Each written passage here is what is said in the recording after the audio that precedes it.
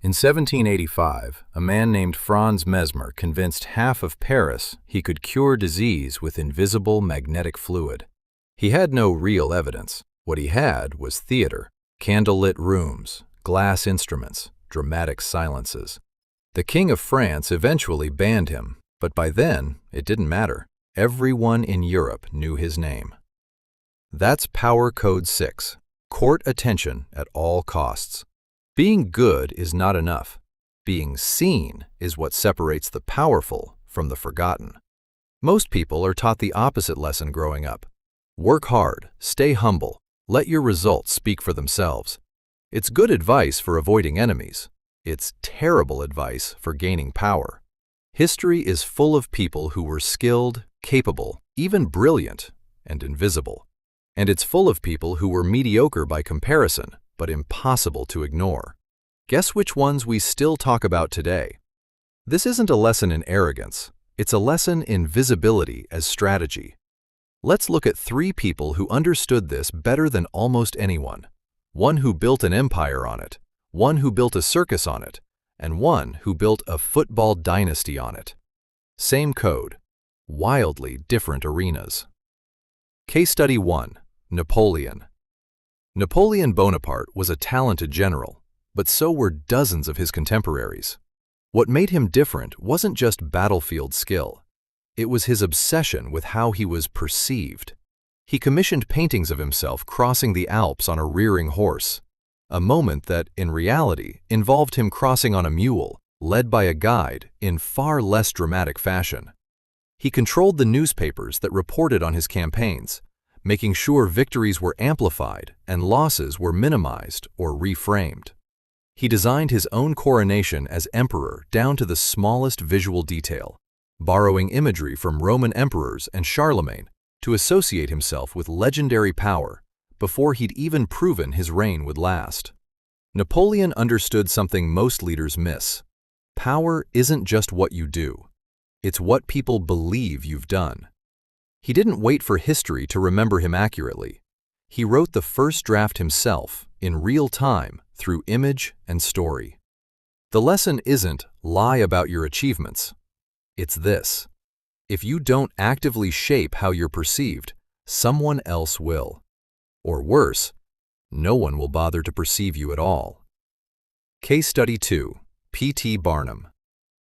2 generations later, on a different continent, P.T. Barnum ran the same code on a different stage. Barnum wasn't the first person to run a museum of oddities. He wasn't even the most knowledgeable showman of his era. What he had was an instinct for spectacle. When his American museum in New York started drawing large crowds, competitors accused him of using cheap tricks and exaggeration to pull people in. Barnum's response, more or less, was, "Correct, and it's working." He understood that controversy generated conversation, and conversation generated ticket sales. He staged debates about whether his exhibits were real or fake, knowing the debate itself was the marketing. People didn't need to believe everything he said. They just needed to be curious enough to show up and see for themselves. Barnum's genius wasn't showmanship for its own sake.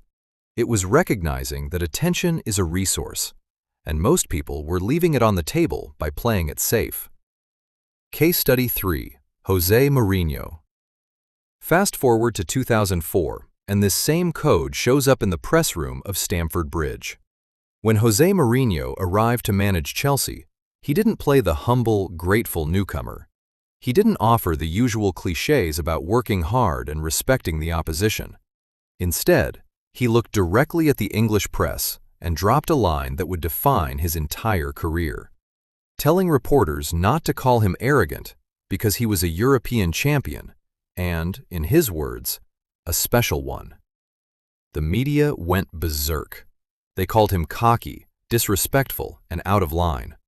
But Mourinho wasn't just feeding his ego. He was executing a masterclass in Power Code 6. Chelsea was a club with massive financial backing but severe historical baggage. They hadn't won a league title in 50 years, and his players were under immense pressure to deliver immediately. By acting as a lightning rod, Mourinho deliberately courted all the media scrutiny, the criticism, and the controversy onto himself. The press was so obsessed with analyzing every word Mourinho said that they forgot to criticize his players. The squad was left alone in the shadows to just play football, and they won back-to-back Premier League titles. He treated press conferences the exact same way Barnum treated museum exhibits, as pure theater. He picked highly publicized, dramatic feuds with rival managers like Arsène Wenger and Pep Guardiola. He sprinted down touchlines, shushed opposing fans, and gave the cameras unforgettable soundbites. He understood that modern football didn't just want a tactical genius, it wanted a villain, an entertainer, a headline.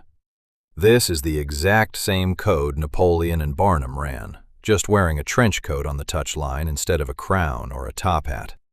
Mourinho proved that tactical brilliance is just the foundation.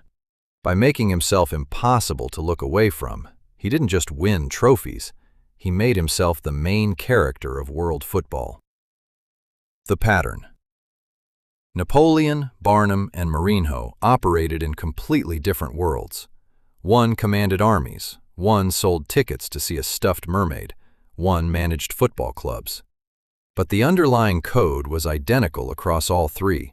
None of them trusted quality alone to carry them. Each one actively engineered how they were seen, and each understood that being talked about, even critically, beats being ignored. This is uncomfortable for a lot of people because it can feel like manipulation, but there's a difference between deception and deliberate visibility. Nobody's saying invent achievements you don't have. The code is simpler than that. Don't assume good work speaks for itself. It doesn't. Attention has to be earned and directed, not just hoped for.